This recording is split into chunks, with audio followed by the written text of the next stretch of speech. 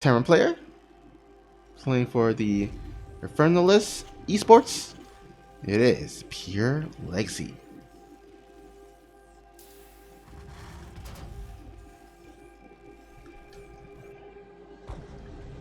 And here, spawning at the bottom right, got our blue Protoss. He's representing the team of License to Kill. Give it up for Nina.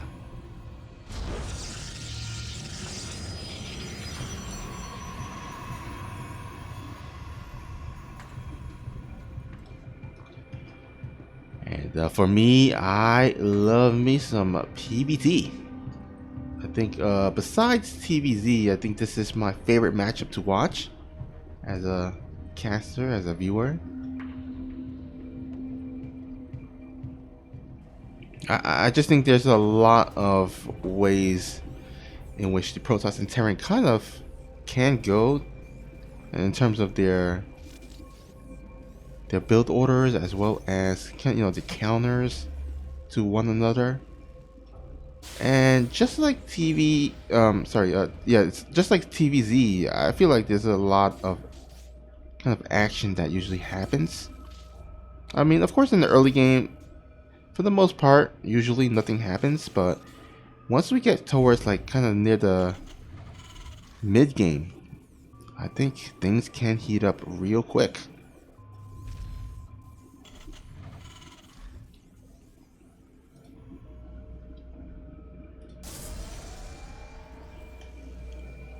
Game paused. Oh, someone is experiencing a little bit of lag.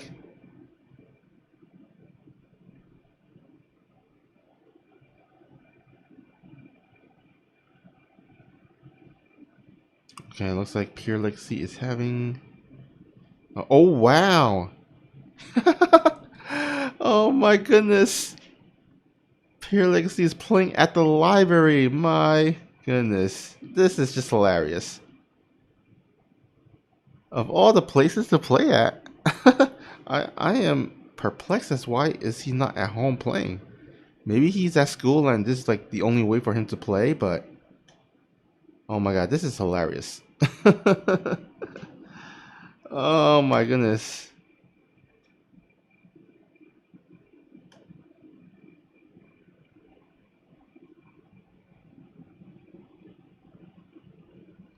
Yeah, library internet is not the most stable of internets.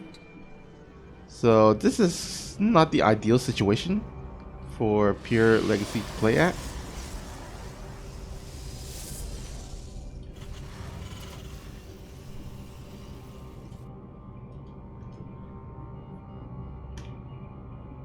Man, this is...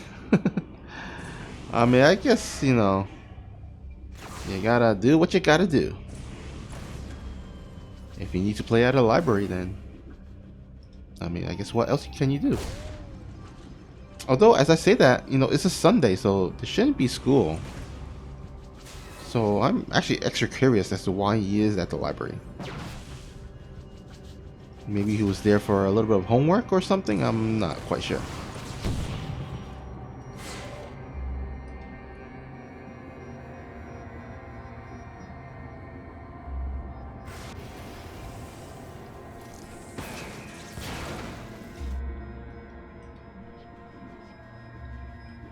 Alright, so Nina gonna go ahead and open up with a Blink Stalkers, which is no surprise. That tends to be the norm these days against Terran players. On the other hand, PureLegacy going for a 1-1-1 build here. Now, question is, will he start making Widow Mines out of that factory, or will he just go for a Hellion drop, which might not actually be a bad idea, considering like how wide open this main base is. Now, good thing for Nina is that she has started to place those spotter pylons at the outskirts of her main base, so that will allow a little bit of extra time for her to get into position with her units.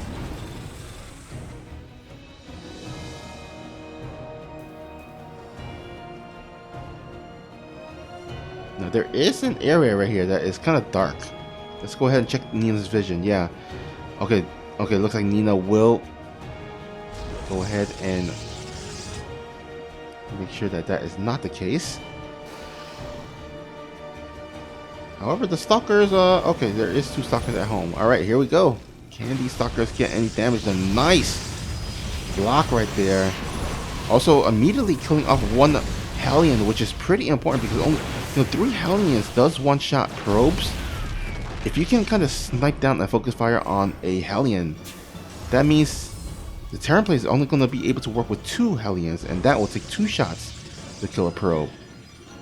And so, nice job by Nina to make sure not only did she get the vision of her main base, but is focusing fire on at least 1 of the Hellions to make sure this extra shot an extra shot needed for PureLegacy to kill her probes there. So all in all, 1 medevac, 3 Hellions, and a Reaper for 2 probes and 1 adept. I would say a more efficient trade here coming from Nina. Now gonna go ahead for some counter pressure. However, there is a tank, and ooh, Nina actually gonna go ahead and sacrifice 3 of the stalkers to kill off that Raven. I mean, that Raven, I don't know, is that worth it? 3 stalkers for a Raven? Maybe so, because Ravens are so useful for the Terran player. Not only can they provide detection, but they can shoot out those anti-armor missiles that really help the Terran during those engagements, as well as the interference matrix. Now, considering that Nina is going for a Colossus, the interference matrix on the Colossus would have been really useful to negate it during the fight, the big fight that will come later in the future. So, unless PureLegacy just switch off that factory with another tech lab, which I'm sure he doesn't want to do, and I don't expect him to do, there's not going to be an interference matrix available for PureLegacy. And that does mean that the Colossus should be able to attack during the fight, get the splash damage. A lot of the army in PureLegacy is comprised of a lot of Marines, which Colossus are extra effective towards.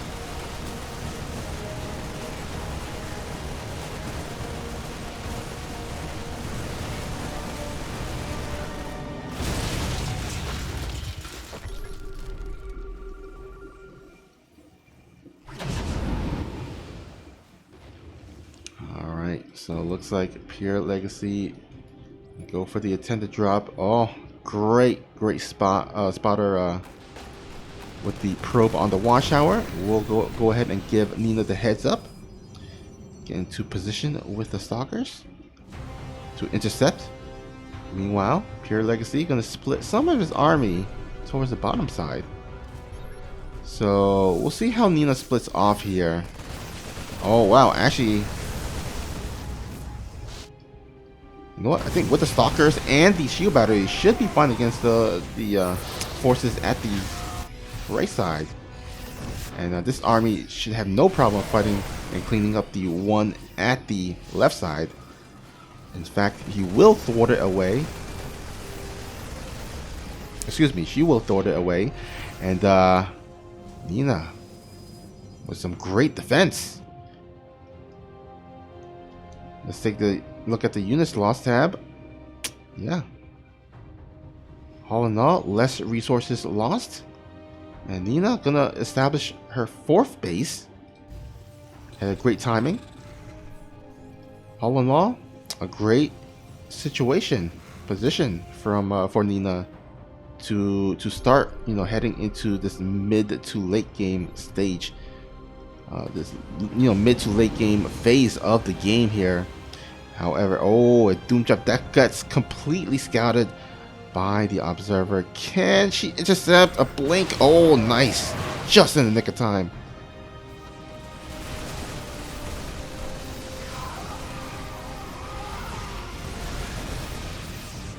Nina getting a little bit overly greedy there, trying to get a 5th nexus, but all in all, she's okay. She does still have that 4th at the bottom side.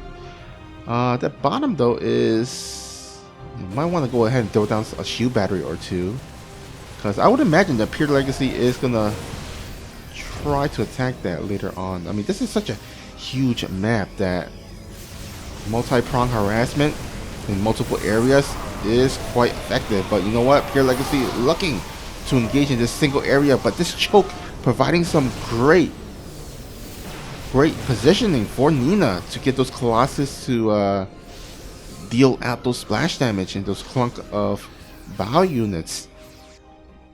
Not the greatest position for PureLegacy to engage in. I might want to actually open up the debris here, the rocks, to open up the area a bit. Still a nice little concave though, but with the Blink Stalker reinforcement, now the concave advantage switches over to Nina's side. And this is going to allow her to push this back and chase the army of PureLegacy. There are so many juicy medevacs that Nina can go ahead and target fire, but looks like she will go ahead and, at the very least, clear up the remaining ground force. And all in all, Nina is going to stretch her lead here. 140 to 120 overall supply. +1 armor about to finish as well. That should help out during this engagement here at the north side. Would be nice to get the cancel, or at least a delay of this base, but Nina going to actually go back for now, which is pretty smart, I would say, because you look at the army.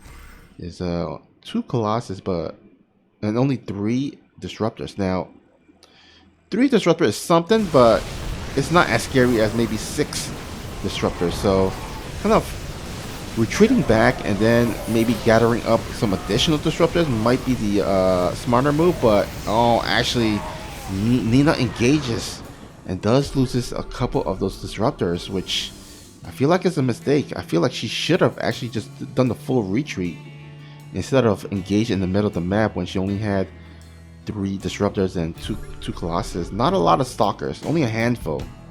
This is not the scariest army if you look at it in the bird's eye view. Sometimes you want to retreat, collect and gather yourselves, group up your entire army first. Make sure you have enough of those Disruptors. Maybe even wait for the War Prism. But you know what? In the end, I think Nina was just way ahead that she was able to clear up, or at least force the GG out of PureLegacy. So Nina, with some great defense, picks up game number 1.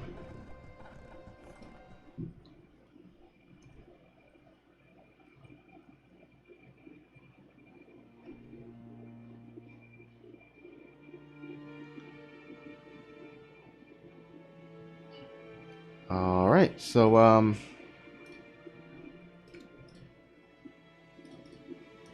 looks like Nina is gonna go up 1-0, and let's see what's the next map here. As I was just waiting for the referee to make the lobby. Yeah, but basically that first game was all, it came down to Nina's defense. I mean, that was kind of the highlight of that game for me. Like, PureLegacy did, I mean, you gotta give props to him. I mean, he did try. He was trying to drop with like 4 medevacs, but I mean, Nina's vision, not only the watchtower, but the observer placements, and then also the spotter pylons into the right side. Like, she had so much vision to detect all those potential drops attempts by PureLegacy, and it paid off. Nina was able to get into position for every of those fights. And then in the end, after such a great defense throughout that, for the pretty much the entire game, she was able to just go across the map. Now, she did get a little bit careless, I feel like, engaging in the middle with not that large of an army, but she was just way so ahead that it didn't really matter. In the end, she just had enough. She was able to amass enough army to overwhelm PureLegacy.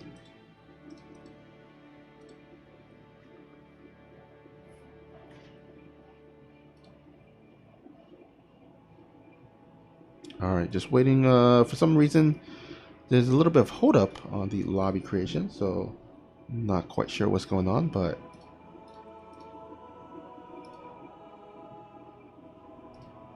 hopefully we'll be able to get the lobby up soon.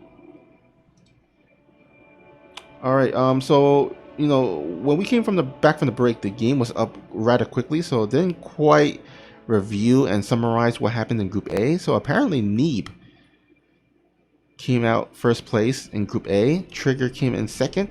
Vindicta came in third, and then Namshar, who we did cast here, who did eventually lose the creature. Luckily for him, he did have enough in the end to make it out of fourth place. Now, it was so close because you look at Namshar at fourth place and Philly at fifth place. They're both with a 3-4 series score.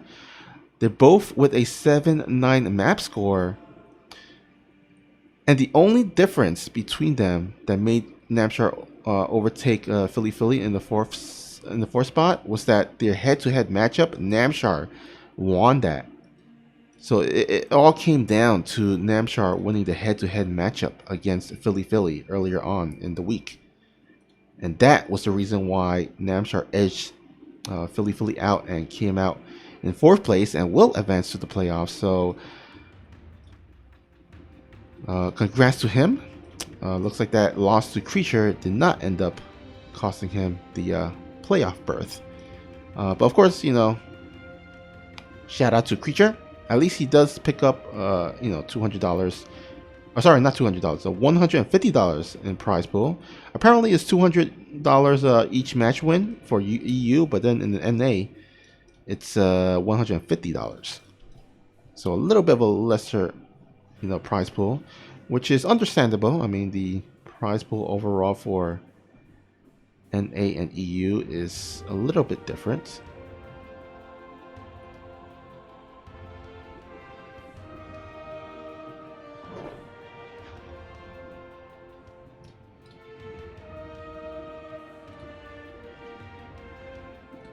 All right, we got the lobby up, just waiting for PureLegacy to join up.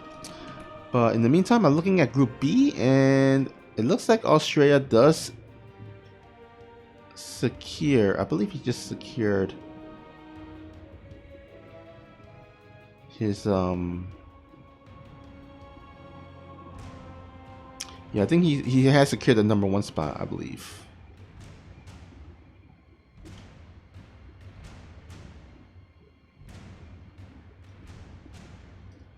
I think if Scarlet somehow wins this second game, because right now Scarlet is up 1-0 against Australia. If Scarlet wins the next game, then she will be at +10. Australia will be down to +10 as well. Then it's going to be the head-to-head matchup. Then Scarlet wins that one. So yeah, the first and second place still up in the air, depending on if Australia can get a map win in this in one of the next 2 games at the release. Nina here sitting at third place, kind of duking it out with Future. This as well. And then Patty Mac. So a lot still up in the air here. A lot of stakes in these final games. Unfortunately for PureLegacy, yeah, he's kind of eliminated from the playoffs, as well as Reaper. So gonna be interesting to see who will be our finalists coming out of Group B. Alright, looks like we have PureLegacy in the lobby. And ooh, Stargazer is going to be our second map of the of this game, second map for game number 2. I'm trying to remember, have we played on Stargazers throughout today?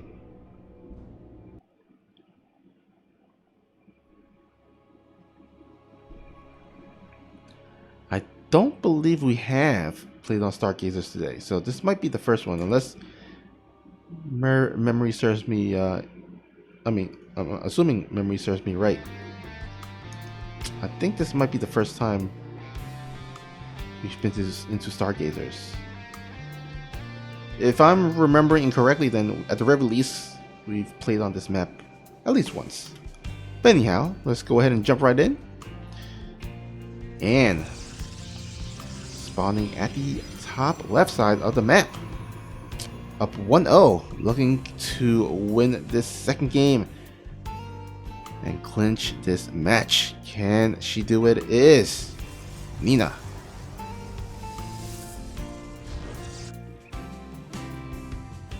And for potentially the last time, depending on if this guy wins or not, he's our red Terran, playing for Infernalist Esports. It is PureLegacy.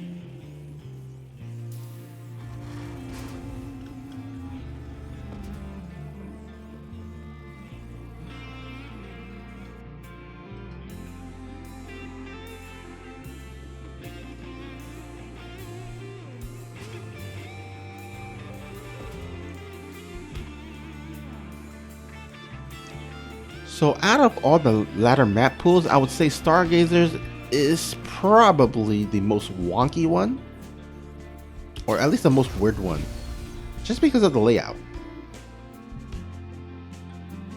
I mean, there is of course that gold base at the bottom middle that any either of these guys can take later in the game.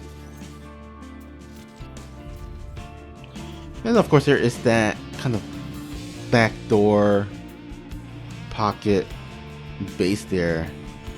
However, you gotta mine off that mineral patch. A couple of mineral patches there that you gotta mine off for, first before being able to establish your base there.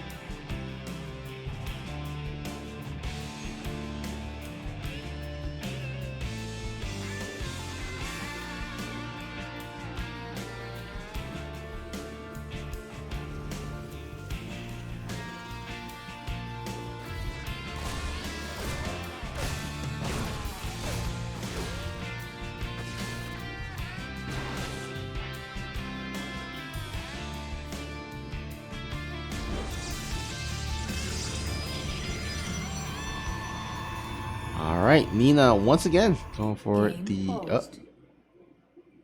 looks like we have another pause from PureLegacy. Oh man, that library internet, guys.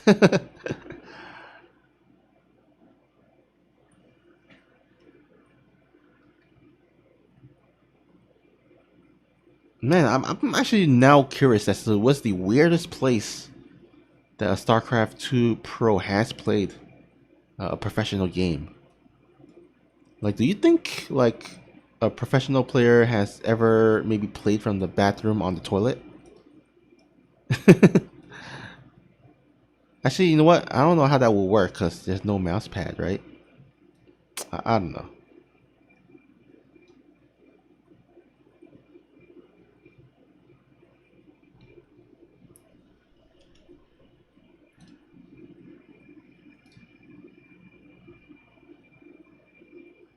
Alright, so let's see here.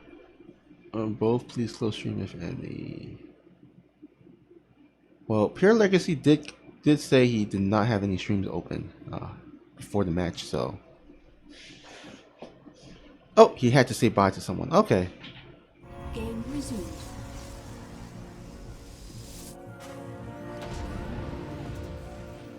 You know, I actually don't think if PureLegacy was playing in GSL, I don't think they would allow that. Like, it has to be, if I'm remember in GSL, the rules is that it has to be like a necessary pause.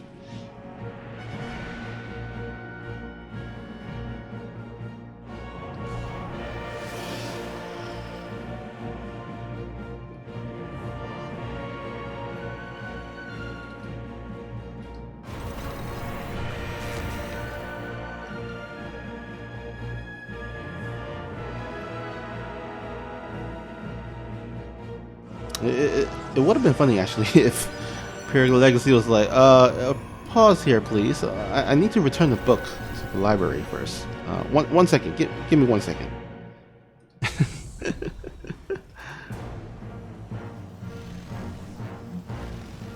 By the way, you know, the other day, like my sister, she showed me like on the library website that they were actually making Spider-Man library cards, and I'm like, man, I mean, I don't go to the library anymore, but like I can imagine being a kid and thinking how cool it would be to have a Spider-Man library card.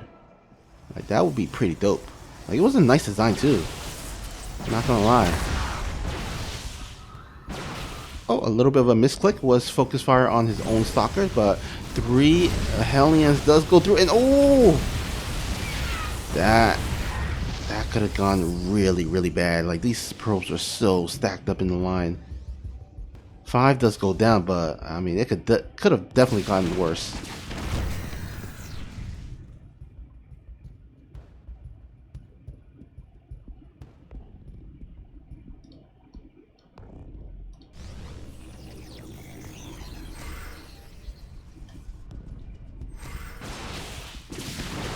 Oh my god. Is he gonna lose? Wow, he loses the Banshee right before cloak finishes. That is quite unlucky for our Red Terran there. Man, if he had cloak just like right there, he could have saved it, but just a couple of seconds off. And now Nina gonna go ahead and do a very creative Blink Stalker backdoor. And oh my god, is he gonna get another? Wow. Wow.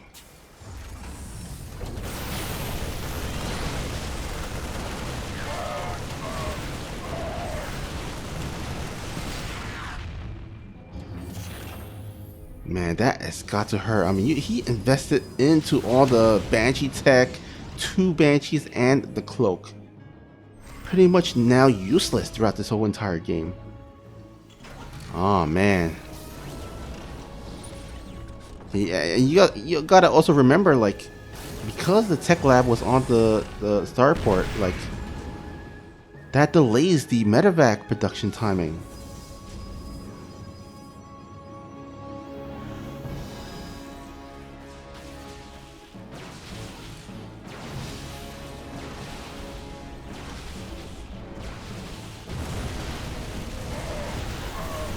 Alright, here we go. A nice little Zealot kind of drop. There was a couple of stalkers in the natural as well, and Nina is completely dominating.